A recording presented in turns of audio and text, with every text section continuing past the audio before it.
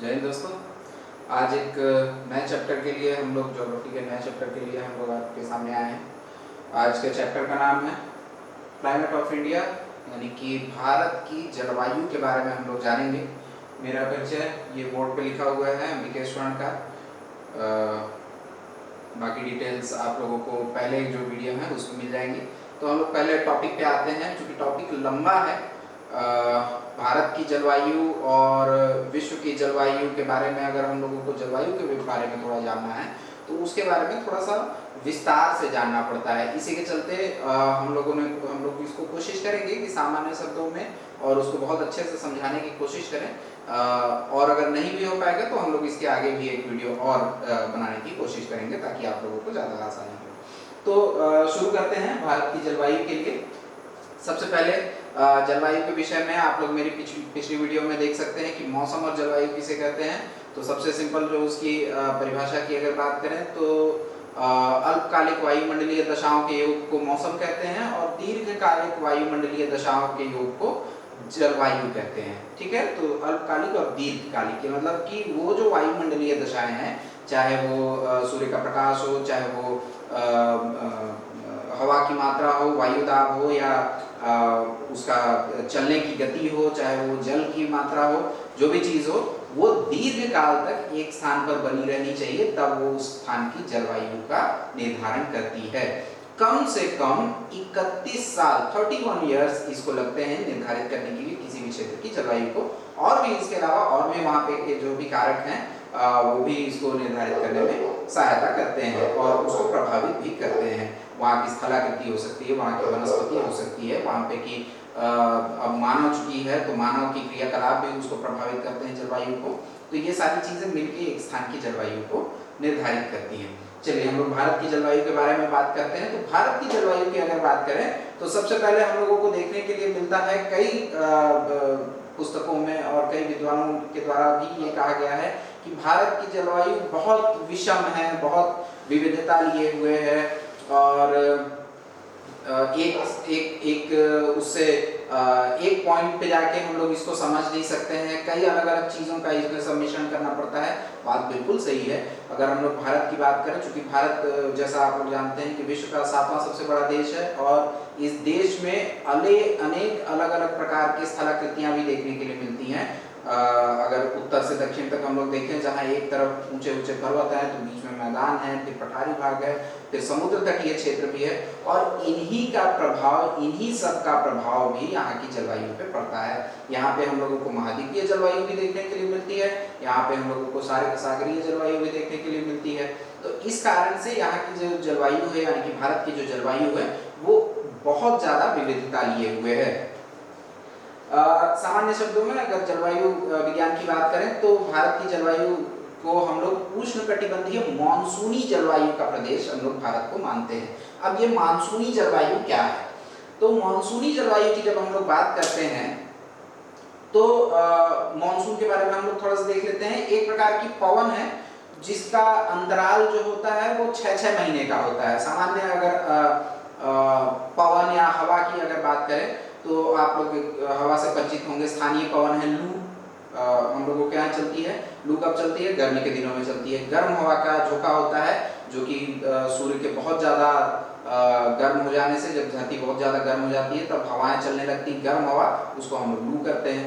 इसी के जैसे ठंड में जैसे हम लोग देखते हैं तो दिसंबर और जनवरी के टाइम पे ठंडी हवाएं चलती हैं तो हम लोग बोलते हैं शीत लहर चल रही है। तो शीत लहर जो है वो ठंडी हवा की पवन है। इसी प्रकार से जो मानसून है, मानसून भी एक प्रकार की पवन है, स्थायी पवन है और बड़ी विशाल पवन है जो एक बड़ी पट्टी के रूप में चलती है। ये 6 महीने चलती है समुद्र से धरती की ओर और 6 महीने चलती है स्थल भाग से समुद्र की ओर। ठीक है, लेकिन ऐसा नहीं है कि विश्व में केवल भारत ही एक ऐसी जगह है जहाँ पे मानसूनी जलवायु पाई जाती है। मैंने यहाँ पे एक मैप बनाया है, आप लोग मैप से समझने की कोशिश करेंगे। ये विश्व का नक्शा है। ठीक है, ये हम लोगों की विषुवत रेखा है। ठीक है, 0 डिग्री की रेखा जिसको कि भूमध्य रेखा भी हम लोग बोलते हैं। भारत चूंकि उत्तरी गोलार्ध में है। अब क्या होता है कि ये जो उसके ऊपर ये जो डॉटेड लाइन है ये वाली, ये 23.5 डिग्री की कर्क रेखा, और नीचे वाली जो ग्रीन डॉटेड लाइन है ये 23.5 डिग्री की मकर रेखा है। आप सभी को पता है कि सूर्य जो है वो इन्हीं दोनों रेखाओं के बीच में गमन करते रहता है। जून में एक टाइम ऐसा आता है कि सूर्य जो है कर्क रेखा पर सीधा चमकता है, और एक टाइम ऐसा आता है कि ये मकर रेखा पर सीधा चमकता है। और यही कारण है कि ये जो पूरा क्षेत्र है, जो जोन है, ये मानसूनी जलवायु का क्षेत्र पाया जाता है। इसमें मानसूनी जलवायु पाई जाती है। अब कैसे पाई जाती है, लेकिन इसमें भी कई सारे अपवाद हैं, जैसे ये वाला भाग कॉन्गो जायरे बेसिन, ठीक है, यहाँ पे भूमध्य रेखा के ऊपर का क्षेत्र जो है यहाँ पे, और दक्षिणी अमेरिका का क्षेत्र जहाँ पे मानसूनी वर्षा ना होके यहाँ पे संवहनीय वर्षा होती है, भूमध्य रेखीय वर्षा, यानी कि यहाँ पे कोई ऐसा मौसम पर्टिकुलर नहीं आता है जिसमें कि वर्षा होती है, ठीक है। मानसून को एक ऐसे प्रकार से भी समझ सकते हैं कि एक ऐसा पर्टिकुलर टाइम आता है जिसमें कि वर्षा होती है। जैसे हमारे पास जून में 15 जून के बाद का जो टाइम आता है, और उस टाइम पे हर साल हमारे यहाँ क्या होती है, वर्षा होती है। तो इस प्रकार हम लोग इसको मानसून की नाम देते हैं। अब मानसून के नाम की उत्पत्ति कैसे होती है, इसके पीछे भी एक छोटी सी कहानी है, मैं बता देता हूँ। मानसून एक अरबी भाषा का शब्द है मौसिम, जिससे कि मानसून शब्द की उत्पत्ति हुई है। नाविक जो थे अरब देशों के, अरब से प्राचीन काल में भी भारत का बहुत अच्छा ट्रेड चलता था, यहाँ से बहुत अच्छा व्यापार होता था। तो अरब देश के जो नाविक थे वो इन हवाओं का प्रयोग करते थे भारत में आने जाने और अपने देश आने जाने के लिए। ये ट्रेड के लिए इन हवाओं का प्रयोग करते थे।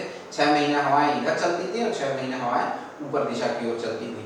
तो इन हवाओं का प्रयोग करके वो ट्रेड किया करते थे, यानी कि व्यापार किया करते थे। अपनी पार वाली नावों को इधर उधर ले जाने में इनको बहुत सहायता होती थी। उस समय ये जो शब्द है मौसम, ये उत्पन्न हुआ है। तो यहाँ से हम लोग मौसम देखते हैं। अब चूंकि हम लोगों को भारतीय मानसून के बारे में देखना है, तो भारतीय मानसून की उत्पत्ति कैसे होती है इसके बारे में भी देख लेते हैं। तो सबसे बेसिक जो इसका कॉन्सेप्ट है, सन 1886 की अगर बात करें, सॉरी 1886 बोल रहा हूँ मैं, 1686 की अगर बात करें, तो सन 1686 में हेली नाम के एक विद्वान ने सबसे पहले भारतीय मानसून की व्याख्या करने की कोशिश की। उनकी जो व्याख्या थी बहुत सीधी और सरल थी। उनका कहना था कि जब ग्रीष्म काल जब हमारे यहाँ आता है, ग्रीष्म काल में, तो ये जो पूरा भाग है, ये भारत का जो पूरा भाग है, ये क्या हो जाता है, गर्म हो जाता है, ठीक है।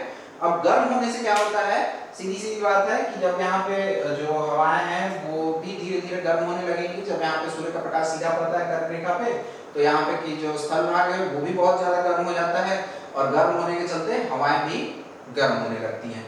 उसके मुकाबले ये जो नीचे का भाग है, यानी कि हिंद महासागर, बंगाल की खाड़ी और अरब सागर, ये जो भाग है ये थोड़ा सा ठंडा रहता है। चूंकि पानी वाला क्षेत्र है, पानी देर से ठंडा होता है, देर से गर्म होता है। इसी कारण से यहाँ पे, तो अब यहाँ पे क्या होता है कि वायु दाब में यहाँ पे अंतर होने लगता है। स्थलीय भाग में कम वायु दाब, और जो सागरीय भाग है वहां पे उच्च वायु दाब।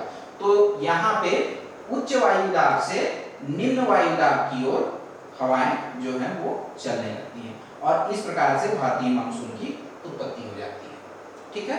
ये हेली का तापीय सिद्धांत था कि कैसे तापांतर होने के चलते, ताप में अंतर होने के चलते, एक तरफ गर्म है एक तरफ ठंडा है, उसके चलते यहाँ पे मानसून की उत्पत्ति हो जाएगी। लेकिन इन्होंने केवल एक ही पक्ष को यहाँ पे ध्यान दिया, जो कि ताप वाला था, और उसके चलते बहुत ज्यादा टाइम तक इनकी जो व्याख्या थी वो ग्राह्य नहीं हो सकी। कई लोगों ने इसकी आलोचना भी की, तो खैर उसके बारे में हम लोग बाद में देखेंगे कि क्या क्या आलोचना की थी। नेक्स्ट अब आते हैं तो फ्लोन महोदय का एक सिद्धांत आता है सन 1951 में। फ्लोन एक जलवायुविद हैं, फ्लोन, उनका यहाँ पे वो भी सिद्धांत देते हैं। उनका जो गतिक सिद्धांत है, गतिक सिद्धांत के अनुसार उसमें क्या होता है कि इन्होंने ITCZ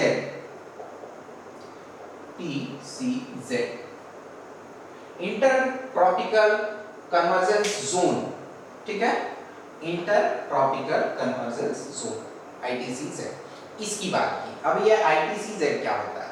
होता ये है कि जो वायु दाब की जो पेटी है वो सूर्य के साथ खिसकती रहती है, ठीक है, सूर्य के साथ खिसकती, ऊपर नीचे खिसकती रहती है।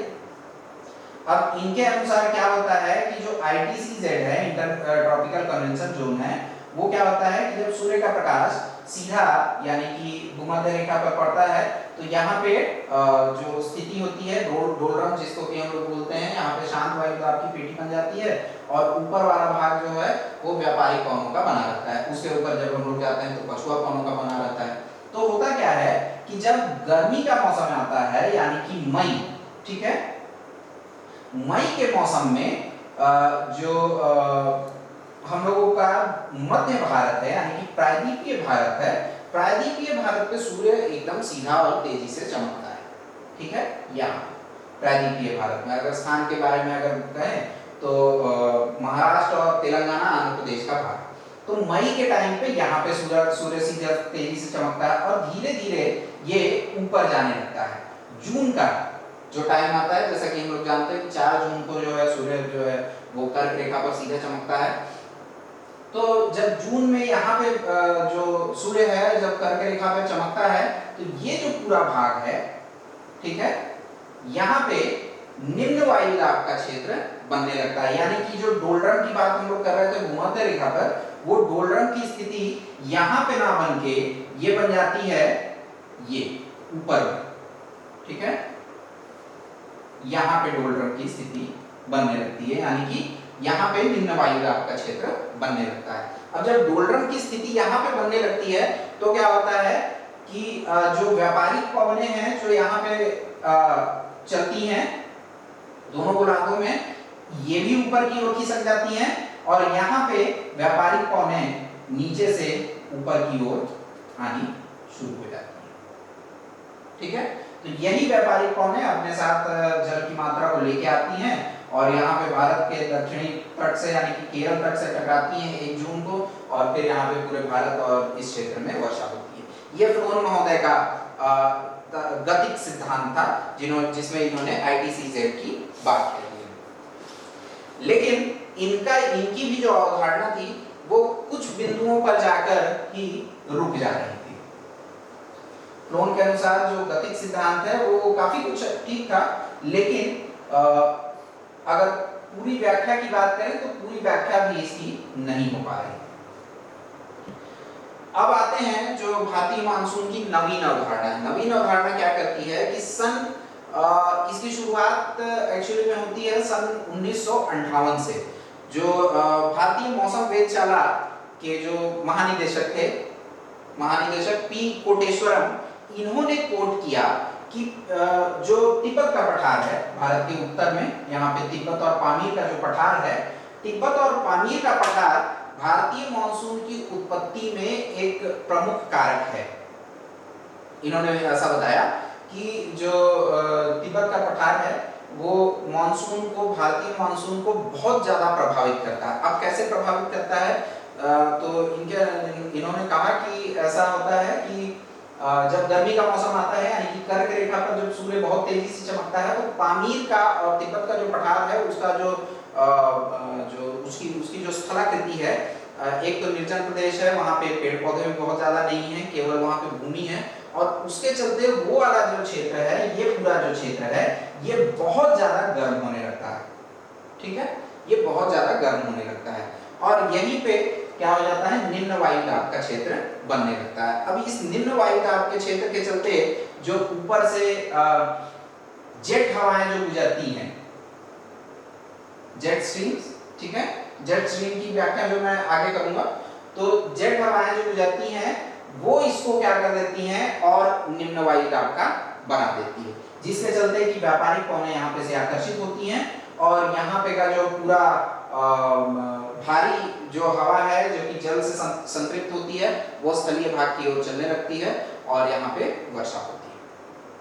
ये ऐसा कोटेश्वरम का कहना था। लेकिन ये इन्होंने एक संगोष्ठी में कहा था और ये एक सिद्धांत के रूप में कभी प्रतिपादित इन्होंने नहीं किया, इन्होंने अपनी बात रखी थी। इसी बात पे सोवियत संघ और भारतीय वैज्ञानिक जो थे वो बहुत ज्यादा इस बात से प्रभावित हुए और सन 1973 में सोवियत संघ और भारतीय वैज्ञानिकों, भारतीय जलवायु वैज्ञानिकों के एक संयुक्त प्रयास किया जाता है मोनेक्स नाम से।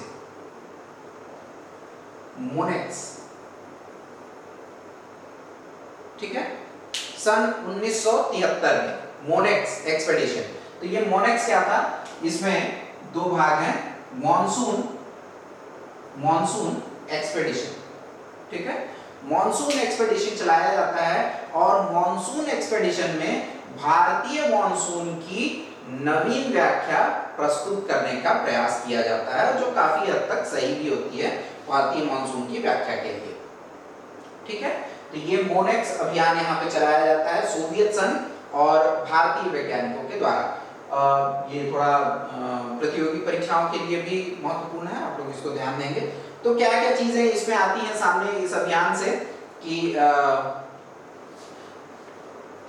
मोनेक्स अभियान में कि बाकी जो भी चीजें हैं, तो सबसे पहला इसमें पॉइंट आता है, सबसे पहला पॉइंट कि जो हिमालय और तिब्बत का जो पठार है, हिमालय और तिब्बत का पठार एक भौगोलिक अवरोध के रूप में यहाँ पे स्थित है और अत्यधिक ऊष्मा अवशोषण करने के कारण एक महत्वपूर्ण भूमिका अदा करता है, ठीक है। ये पहला पॉइंट हो जाता है। दूसरा, क्षोभ मंडल में जेट स्ट्रीम का परिसंचरण, ये जो जेट स्ट्रीम मैंने बताया यहाँ पे, उसका परिसंचरण यहाँ पे। फिर तीसरा है क्षोभ मंडल के उत्तर तथा दक्षिणी ध्रुवों में वातावरण का होना, जो क्षोभ मंडल जो वायुमंडल की सबसे निचली परत है क्षोभ मंडल, उसमें कन्वर्जेंस होने लगता है, यानी कि उसमें ठंडी हवा और गर्म हवा में विरोधाभास उत्पन्न हो जाता है, जिसके चलते यहाँ पे एक प्रकार की स्थिति जन्म लेती है जो भारतीय मानसून को प्रभावित करती है।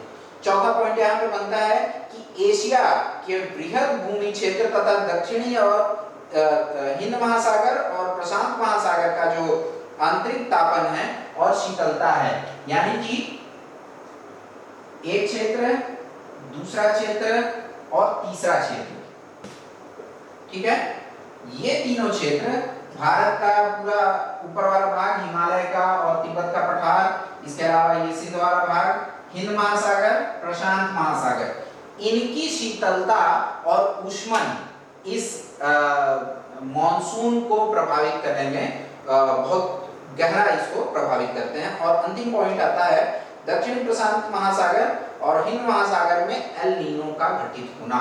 एल नीनो एक नया पॉइंट आ गया है, एल नीनो चिली पेरू तट पे एक धारा है, अभी इसके बारे में आगे चर्चा करेंगे। तो ये एल नीनो इफेक्ट, ये 5 पॉइंट इन्होंने इस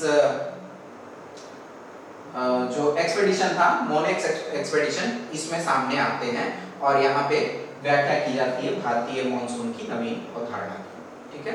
तो आशा करता हूँ कि अभी जितना मैंने आप लोगों को बताया उसमें आप लोगों को दिक्कत नहीं होगी और भारतीय मॉनसून की नवीन जो व्याख्या है वो हम लोग अगले वीडियो में देखते हैं। अगले वीडियो के लिए आप लोगों को तब तक के लिए जय।